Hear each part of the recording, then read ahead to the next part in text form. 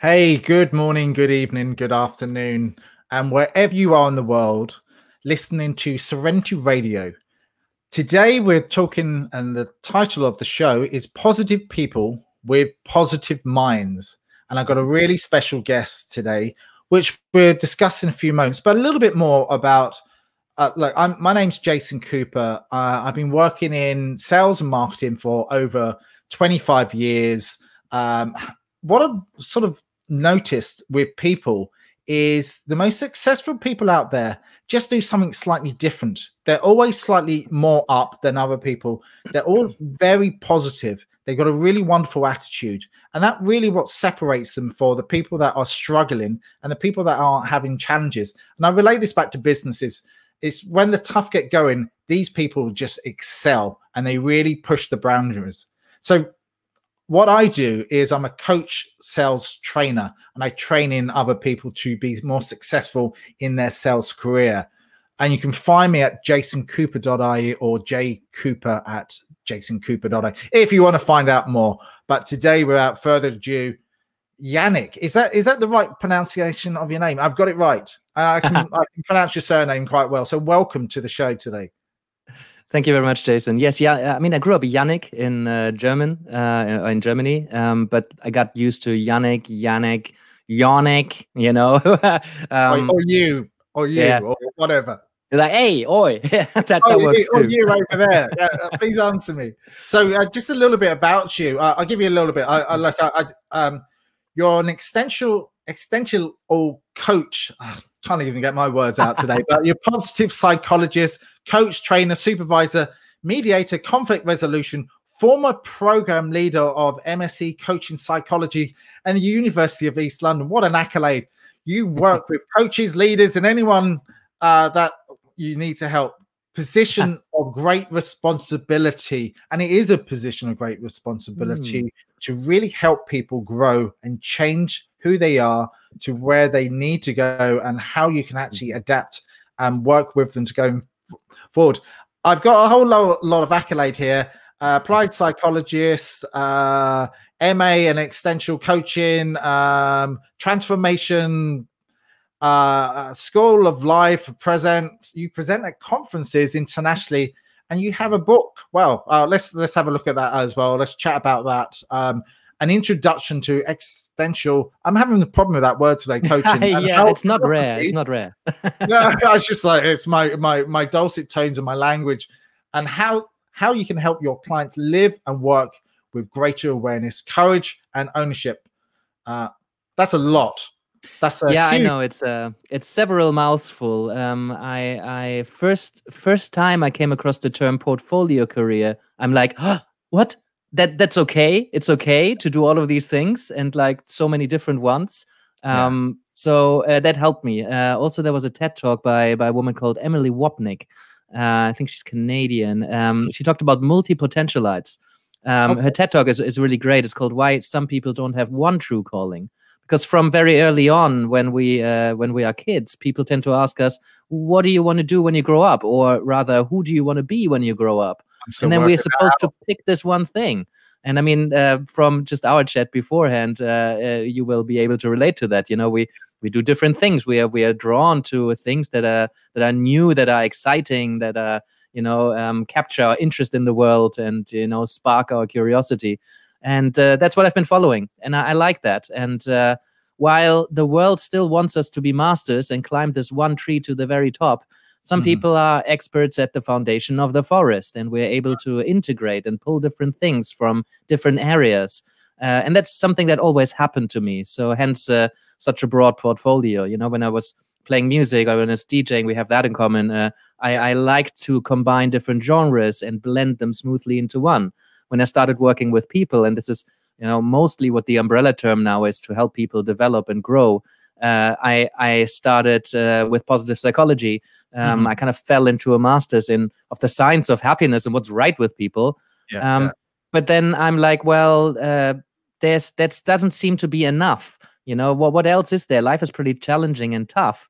And then I chose to do a master's in existential coaching. And the existential philosophy is traditionally seen as quite dark and it's all meaningless. We're going to die and there's nothing. And we have all this anxiety that we can't get rid of just as a result of being human in the world with other people. Cool. But actually, I found that quite liberating. And I looked at it through my positive psychology lens and pulled those two kind of together. And that made a lot of sense to me, because life is tough and it is full of challenges and it is full of dilemma and paradox. But we can actually learn to embrace that. So that kind of became I don't want to say my life's mission, but certainly a huge part of my professional and my social activity is to help people to embrace their human condition and to help them develop and grow and navigate this life thing in as positive a manner as they can. And I say positions of responsibility or great responsibility because I think everybody is in a position of responsibility. Yes, typically there are leaders and managers, or not just of like I haven't worked with one of a country, but like organizations or teams, but also of local groups or friend groups. But then at an existential level, we're all in charge of our own lives. We're all heads of our own body. We are the leader of ourselves and our lives and where that's going. So we have that responsibility, and we can try to deny it and suppress it and not really act on it. But ultimately, we're responsible of what we're doing. There's some things that happen to us, but we have a lot more power than we might admit. And that takes a lot of work and effort to find all of that out. And for myself, I'm still learning, I'm still adapting, but at the same time, like, we've all had these war wounds on us. And what I mean by war wounds, we've all had the challenges and we've all had the anxiety, we've all had the stress, but it's how you actually deal with those so you can actually really understand how you can basically move forward. But some people are stuck in that area and that little loop of all of these thoughts and internal dialogue spinning around in their heads without actually knowing when to actually press. I like to call it press stop. I call it, my analogy is, or my metaphor is, when you put dirty laundry into a washing machine and you put that in. So these are all the negative thoughts and all the negative feelings. And then you put detergent in, and then you might put some flowery conditioner in there as well, just to make it smell a little bit rich. And then what you do is you condense and you put all of these thoughts and feelings, and all of this positive stuff is you putting in is because you want to do is clean it and make sure that the thoughts are being cleansed in a positive way, but all these thoughts and feelings are still spinning around. The best time to do it is when you press stop after you've been into that process, and then you actually come out feeling a little bit better about how you feel on a day-to-day basis. But what I would like to do is really ask you a question now is, what made you get into what you do now? And what was your journey to where you are now? And how did you get involved in that? I know you had an eclectic array, and we discussed that before, but tell me a little bit about your journey from when you were younger and how you got into that. Because there must have been a sort of a trigger, an anchor moment to make sure that you went, bang, eureka, this is what I like to do. This is what I love to do, and whatever else it might be. Yeah, so it started, I guess, with recognizing quite early that I have this multi-potentialite portfolio career pattern in me. Before I was thinking about careers, I was going through different sports, and I was going through different sorts of music. When I was DJing, I was like going through different ways of DJing. So I always kind of looked at how the system works. And then as soon as I kind of grasped how things worked, I kind of moved on to different things. So when I was thinking after school, kind of what do I want to do with my life? Because I still had a feeling of, well, you got to pick something, right? That you at least want to study for 3 years or something like that. I'm like, what's not going to get boring? What's going to excite me for potentially the rest of my life? If I had to make a decision now that I'm going to stick with forever, what would that be? And then I went through a couple of options, and I realized, well, people. As soon as you think you figured them out, they either change or like people always surprise you. So there is condition them, put them into pinpoint them into a hole, can you? But it's like kids. And I mean, there's certain patterns perhaps for certain groups of people, but I figured, if that happens again with a particular group, I'll work with a different group of people. Because there's such a variety. So I'm like, okay, so psychology, I think I want to study the human mind. and that's probably gonna keep me busy for the rest of my life, and excited as well. So that's how I kind of ended up in psychology. And then I got in touch with positive psychology in my last year of university when there was a module offered, and I had never heard of it. Long story short, I kind of just started reading around it and realized, what's right with people? You can study scientifically what's right with people, and what are people's resources? What are the pillars of happiness and well-being? So I've done that for about 2 years. And then there was that journey of like, well, there is more to this than what's right with people. I wanted to work with people across the spectrum of what they can experience, because sometimes somebody who seems to have everything together, they develop they meet a crisis, something happens in their life. So it's not just about what can I be grateful for today, or what strengths do I have and what can I use more in everyday life, or how can I build better relationships. Sometimes you have to deal with crises. What I realized by being quite big picture and quite philosophically inclined fairly naturally is to ask the bigger questions. So I was interested in the big questions in life, and those are usually around, well, how can I be happy? What's the point? How can I live a life well? How can I make the most out of my time on this planet? How can I find my place in the world? How can I have a sense of belonging? How can I, make decisions in the face of a general uncertainty of the world, especially now in times of COVID-19? There's so much uncertainty. We live in what we call a VUCA world, volatile, uncertain, complex, and ambiguous world that we can't really control. And the nauseating speed of scientific development and social development, there's so much going on. It's really difficult to plan anything with certainty. So those are big questions that I came across again and again and again from people and myself. So I'm like, how can I help people make sense of some of these big questions that don't have clear answers, where everybody has to find their own answers? Because there are blueprints and everybody tells you how to live life, but ultimately you need to decide how you want to live life. There isn't really a right and wrong. If you decide to sit on your couch all day, every day for the rest of your life, that's not what I want to do. But if somebody tells me, look, I want to live a safe as possible life, and I don't want all the excitement, I don't want all of the stuff that's going on and the uncertainty. I just want to live as safely with as little contact as possible with the other human beings because they make me anxious and nervous. I don't want to live like that, but I can't really judge somebody who's considered that way of living, decided that if they were to continue for the next 40 years, they wouldn't have any regrets. And upon being challenged, tell me in a coherent manner that would work for them. And I know there's risks, but I'm willing to take them. I'm like, okay, that's how you navigate life. I was going to say something. My cousin's, him and his girlfriend wife been traveling on their yacht for liveaboards for the last 15 years or so. They went all the way down to an island, where is it? Malaysia, sort of. And they went to this deserted island with one person living on it. And they do this vlog and they release it every week.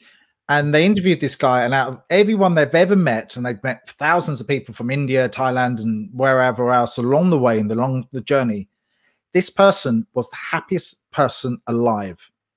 And the reason why he was the happiest person alive, he didn't have any technology around him.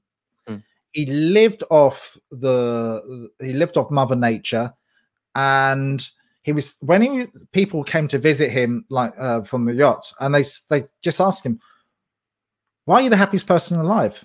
And it's like, well, simple. I live in nature. I've got no interactions. I've got no distractions around me. I've got no technology. I sell some product to people that come and see me every now and again. Anything that gets washed up, I use and I utilize it, and I grow my own food. I might get in medical supplies, hit this, that, and the other. But believe me, he had the biggest smile ever.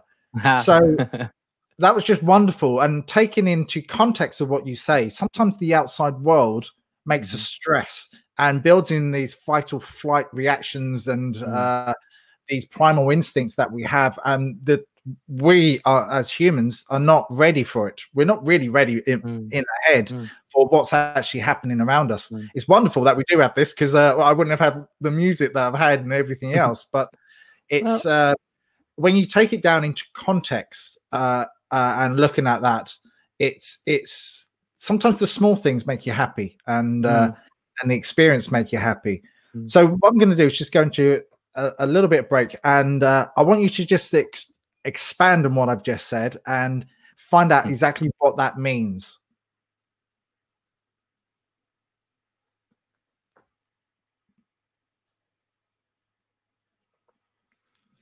So welcome back. We are positive people with positive minds, but we all know for a fact that sometimes the world is challenging. We're not all tree huggers. We're not all this, that, and the other. You know what I mean by tree hugger. But everyone's positive. But you know, we all have challenges in life, and we don't look around the world thinking everything is wonderful and great. And it should be wonderful and great, because we're here on Mother Earth, and we should be appreciative of what we do have, as opposed to what we don't have. So, Yannick, well, we discussed a little bit in detail about an eclectic array of understanding about what you do and finding happiness in people and the different various types of people. What is your passion? My passion is to think more deeply, you know, to go that level deeper under the surface and maybe a bit further. I like it when people question things. I like to question things. You know, I think out of that, when we go into areas that maybe we hadn't considered before, we can start to pull things in from that. You know, it's not comfortable process necessarily to look beyond what we know, because we like to know things that create some sense of certainty and hence comfort.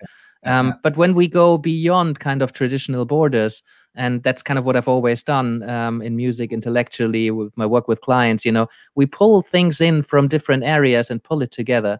So when that happens, when that integration happens, when that mix, that blend becomes smooth and it works, even though it has so many different elements, some on their own, you would think that would never work together. But when that comes together, that's a beautiful thing, you know, when things make sense, when things work together, even though they seem to be tension. You know, when I learn, when there's something was perceived as tension to avoid, and then it becomes tension to be embraced, you know, when anxiety turns into excitement. It's the same experience, really. It's just a different positioning towards it. So when that kind of thing happens, I get really excited, that I'm really passionate about that, because it allows us to relate completely differently and position ourselves very differently towards something that beforehand caused us a lot of suffering and pain. And while it might still not be comfortable, we now regard it as something positive, or at least meaningful. Maybe not comfortable and nice, the kind of positive emotions around it, but certainly meaningful, and that changes our experience in life tremendously. You know, so I've experienced that myself, and I've seen it with a lot of clients. Something that they wanted to avoid initially becomes something that perhaps they seek out because they see the value in it, and that value has been chosen, it has been attached, it's not inherent. So we have so much power in our mind to reposition ourselves towards some of the things we tend to avoid, when actually those are sometimes the things that make life truly meaningful and exciting. So how would you approach that with a client or a group of people, or when you're training someone? How would you ask them, or creep into their minds, or say creep into their minds? Creep into their minds. You know, you're going to traditional psychologist view. Or maybe that's the wrong choice of words, but describe to me right now, if you could, just say for the listeners out there, just say that I hadn't found my passion in life, or something wasn't quite right, and like we all get this at times. What would you do, and how would you do that, and how describe the process? So if someone's listening right now and they really haven't found their true passion in life, or there's something going on inside. What would you do to do that, and how would you get that out of them? Yeah, good question. So first of all, I think we need to create a place of trust and confidentiality. You know, there is a view of psychologists, of many people, that they do creep into your mind and they do analyze you and they do take all of your words and they attach meaning to it. And the good psychologist, that's actually not the case. You know, I view it as I can walk past the house. You know, imagine you've studied art or history or design or whatever. You walk past the house, you can make some inferences on who lives in there. You know, based on what the color is and what kind of shape it is, how the garden looks, you know, how expensive it looks, whatever. But really, until you knock and somebody invites you in and decides to tell you about themselves, all you have is assumptions. You know. So some of these assumptions might be fair play. If there's a huge villa, chances are somebody who's done well in life lives there, but not necessarily. You know, maybe it's squatted. You never know. Yeah. So I think that's the first step. We have a series of conversations. You know, it needs to be an interaction. If somebody wants to figure out what they're passionate about, what perhaps their life's purpose is, or one of their life's purposes, or how they want to navigate this life situation, there is not me giving you an answer. There's nobody else giving you an answer. People can give you their answers, but it's always a start of a conversation for me. You know, it's like, that's interesting. What do I think about that? You know, rather than we want some guidance. It's natural. You know, we want somebody to tell us how to live life well and then just follow the blueprint. And there are plenty of them out there. But really what it needs is, you can read the blueprint, but then you need to question. You know, and that comes in what I'm passionate about, that process of, so this is how this person lives their life, and I look up to them. Or this is how that person lives. How do I live my life? Where are the commonalities? Where are the differences? What are the challenges? What could go right? You know, so asking some of those questions that perhaps you hadn't considered. What's right with you? You know, what are you really good at? You know, tell me about a time when things worked out really well. What elements are in there that you might be able to build on going forward? And what kind of challenges, what kind of, what triggers you, what gives you anxiety? You know, a coach or somebody, like when I would work with somebody, I would listen to that. I would reflect that back. You would hear yourself talk as you're talking to me, you know? And so then we can pick up on certain threads. It's like, oh, you seem to be really passionate about that. I can see when somebody talks animatedly and they smile a lot or they have a lot of body language, I can pick up that seems to be something they're excited about, you know? And if I pick up a couple of those, it's like, when you talk about those things, you seem to be really animated. When you talk about those things, you seem to be really flat. And I just leave it there. And they're like, oh, yeah, that's true. Actually, yeah, they hadn't considered that. You know, so these moments, they're wonderful when somebody has an insight or learned something about themselves. And then through these conversations, you start weaving away. You come with questions, you come with considerations. And then through that, you start getting in touch with some of the things that you're passionate about. And then you can make decisions on that basis going forward to do more of the things that you're passionate about and perhaps less of the things you're less passionate about, and figure out how you might transform that job of yours into something you're more passionate about. What can you do to stay in that job that pays your bills, but engage in it more, you know? So there are some exercises that we can do, but mostly... what are they specifically? What do you do? Explain to the audience, what are some of the exercises you do? I don't want to give away all your secrets right now, but I'm happy to give all of my secrets away. Yeah, that's what I like to hear. It's all about back. So that's the way I look at it. It's all about. I was actually speaking to a global leader called Chester. What's that? I've forgotten his surname, but that's really. And he was a global leader, and he works with Marshall Goldsmith, who's the #1 leadership coach in the world. You might have heard it. Of course, and basically, what he does now, he's given away all of his ideas. He's given away everything for free.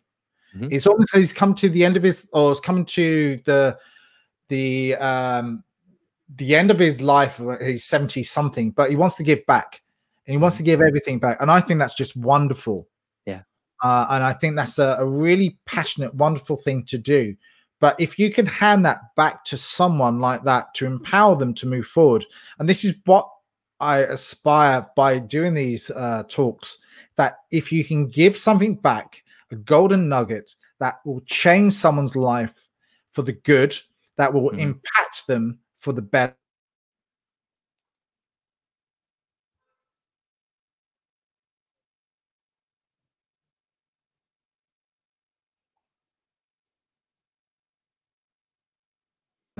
And impact them for a friend of mine earlier this year committed suicide back in February. And that's my oldest friend in the world. And what he didn't tell me, and I spoke to him that night before he did it, there was like a screen going up.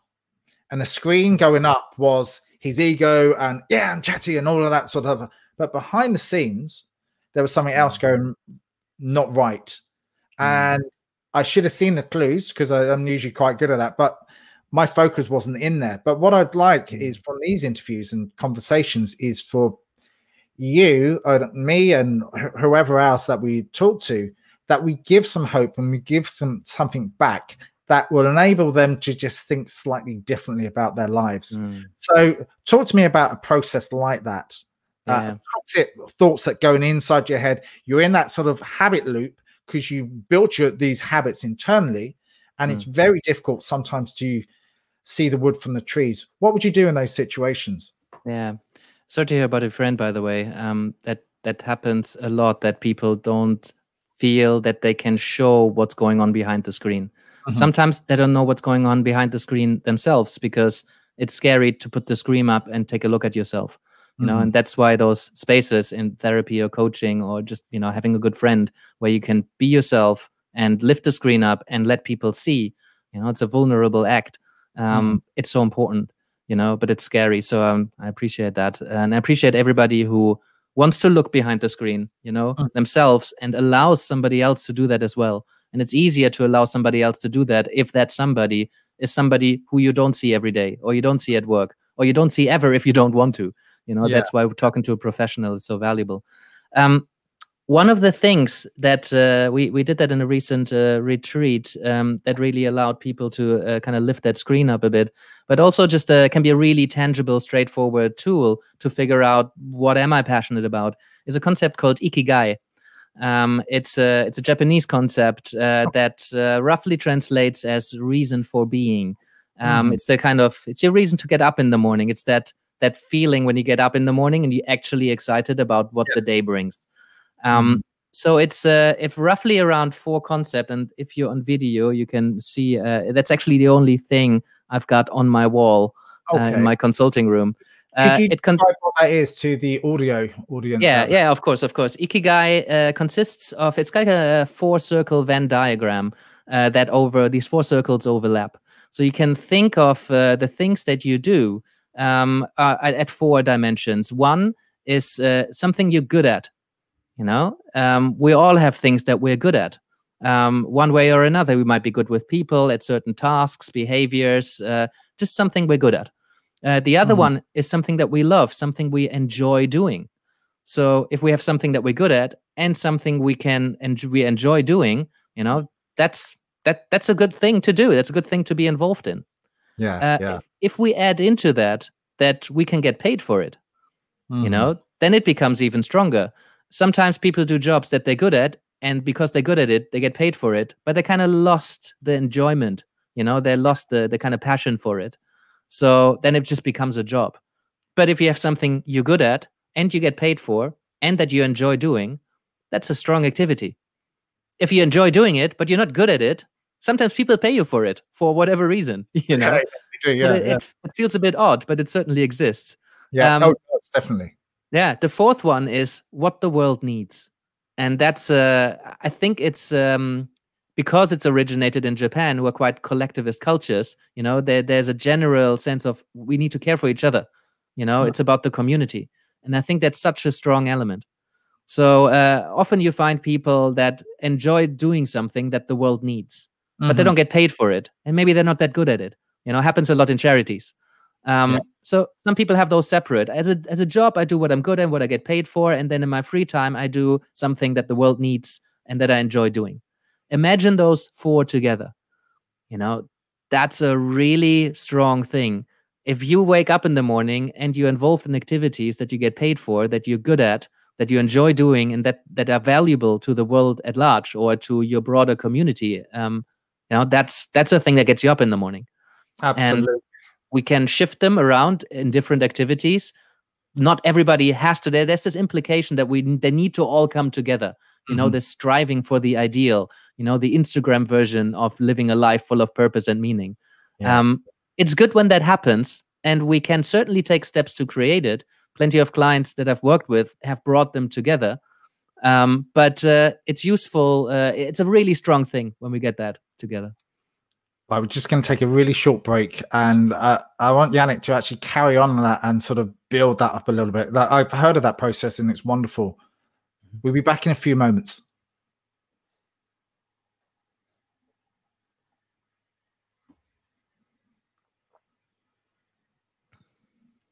So welcome back, and look, this is absolutely fascinating, and I love the process, and I love the understanding what you have, and the knowledge that you have, and the knowledge to give back. And the way we look at it now is feed forward.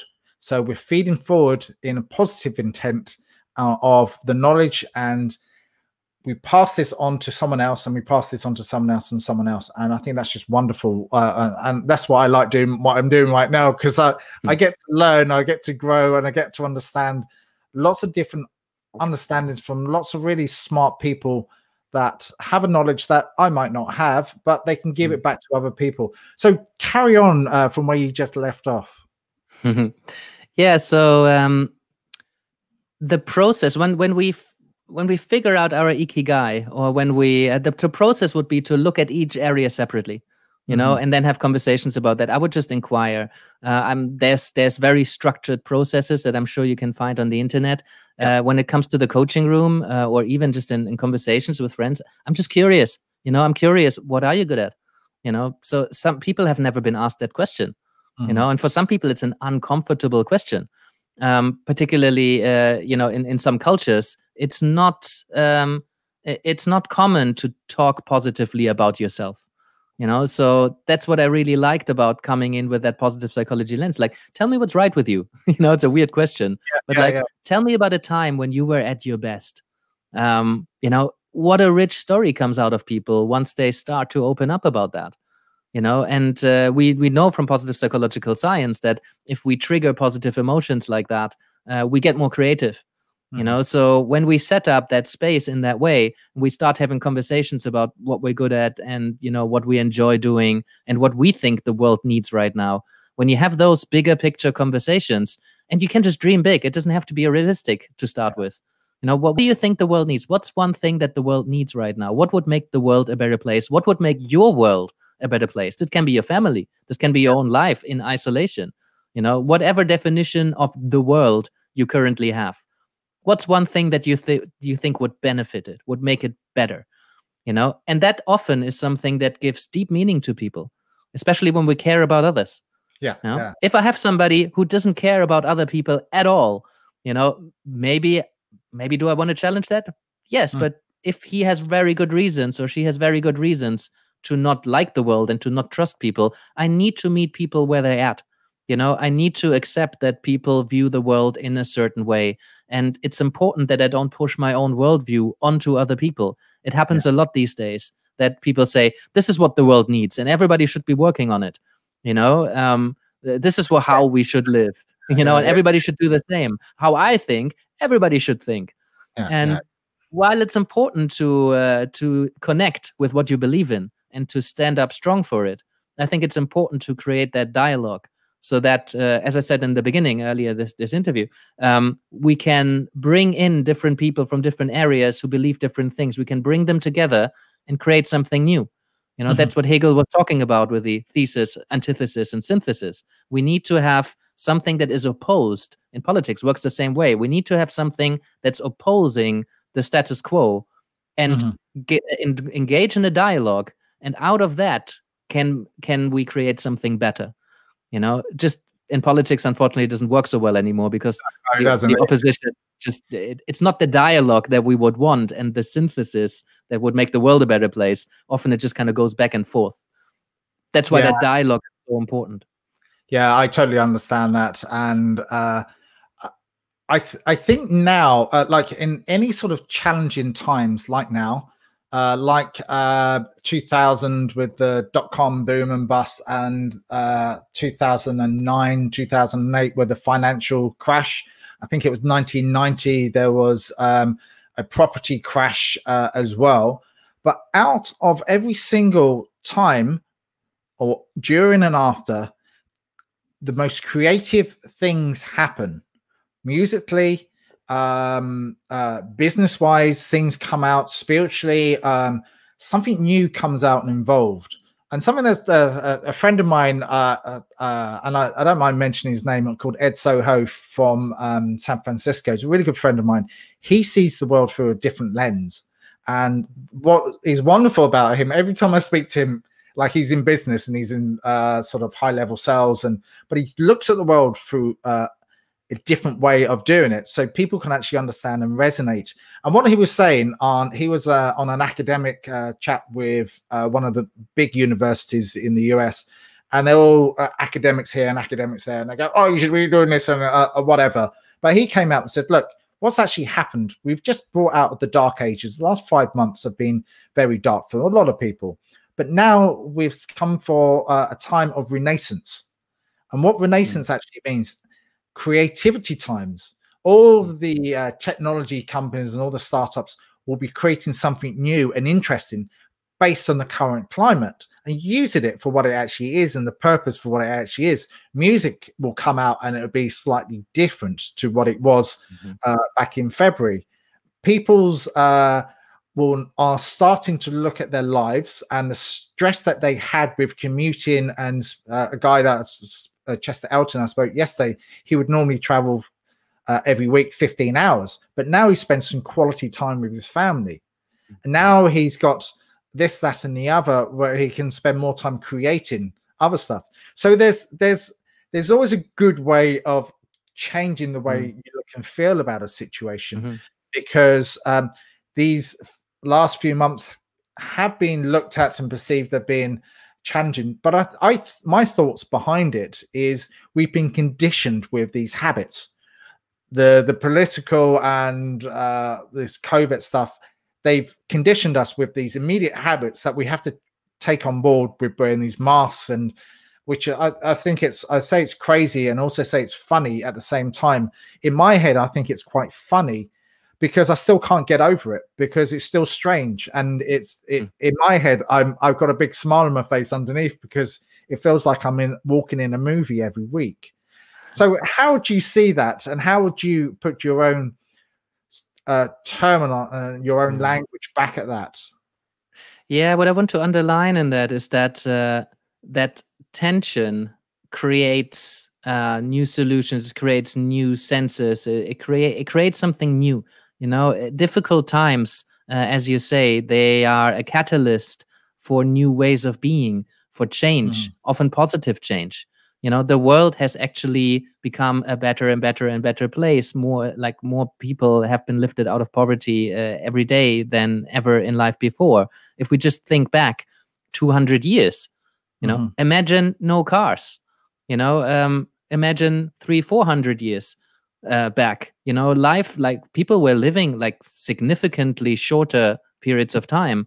But like anytime there was a period that was really difficult and challenging, new things have emerged, you know, and usually for the better. Yes. So I think these tensions between positive and negative, if we wanted to put it in those kind of categories, they create energy. And we have that in electricity. When you have a battery, there's a positive and a negative pole, and you know there's energy created. When you have lightning, you know, the earth becomes negative, up is positive, and in the middle something gets released. Yeah. You know, so I think there's inherent value and meaning in times of crisis. I remember one of a deep crisis in my life, something beautiful came out musically. There was we enjoy, we pursue, we get fascinated by that energy that comes out of tension.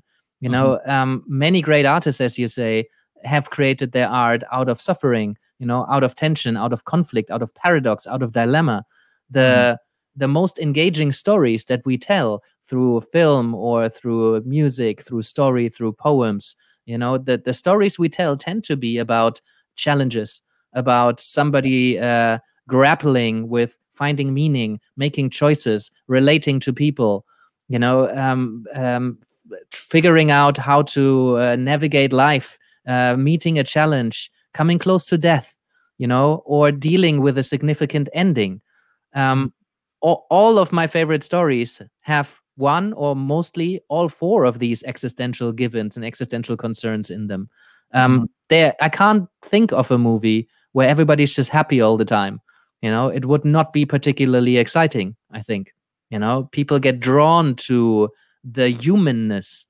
And I think that's something of particular concern for everybody right now. And I think that's why we want kind of peaceful, harmonious times where, you know, things don't change because they're good. But actually, if we are in a place where things are good and they don't change, people tend to get a bit depressed around it because we need change. We don't necessarily enjoy change, especially when it's very fast, because it creates uncertainty.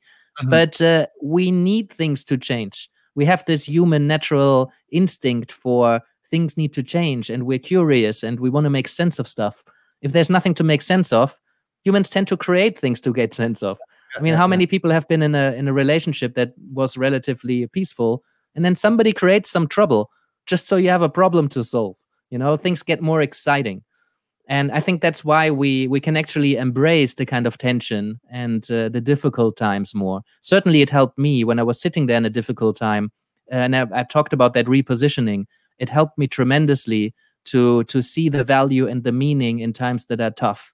You know, because when we put that out and we show some vulnerability and we tell other people about it, they tend to be able to relate to it. You know, it's like, oh yeah, I've been in a difficult time like that. I feel you, you know, and then there's an emotional connection.